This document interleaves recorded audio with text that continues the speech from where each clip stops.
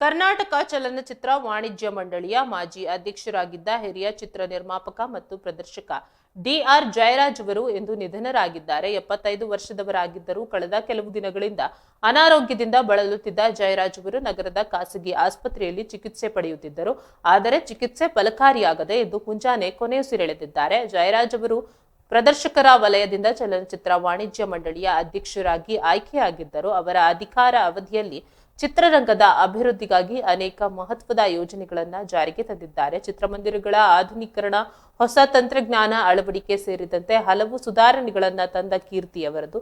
ಜಯರಾಜ್ ಅವರು ಗುಬ್ಬಿ ತಾಲೂಕಿನಲ್ಲಿ ಚನ್ನಬಸವೇಶ್ವರ ಚಿತ್ರಮಂದಿರವನ್ನ ಹೊಂದಿದ್ದರು. ಚಿತ್ರ ಪ್ರದರ್ಶಕರಾಗಿ ತಮ್ಮ ವೃತ್ತಿ ಜೀವನ ಆರಂಭಿಸಿದ ನಂತರದಲ್ಲಿ ಚಿತ್ರ ನಿರ್ಮಾಣ ಕ್ಷೇತ್ರಕ್ಕೂ ಕಾಲಿಟ್ಟರು. ಅವರ ನಿಧನದಿಂದಾಗಿ ಚಿತ್ರರಂಗವು ಒಬ್ಬ ಅನುಭವಿ ಮತ್ತು ಮಾರ್ಗದರ್ಶಕನನ್ನ ಕಳೆದುಕೊಂಡಂತಾಗಿದೆ. ಜಯರಾಜ್ ಅವರ ನಿಧನಕ್ಕೆ ಚಿತ್ರರಂಗದ ಗಣ್ಯರು, ನಿರ್ಮಾಪಕರು, ನಿರ್ದೇಶಕರು ಮತ್ತು ಕಲಾವಿದರು ಸೇರಿದಂತೆ ಅನೇಕರು ಸಂತಾಪ ವ್ಯಕ್ತಪಡಿಸಿದ್ದಾರೆ.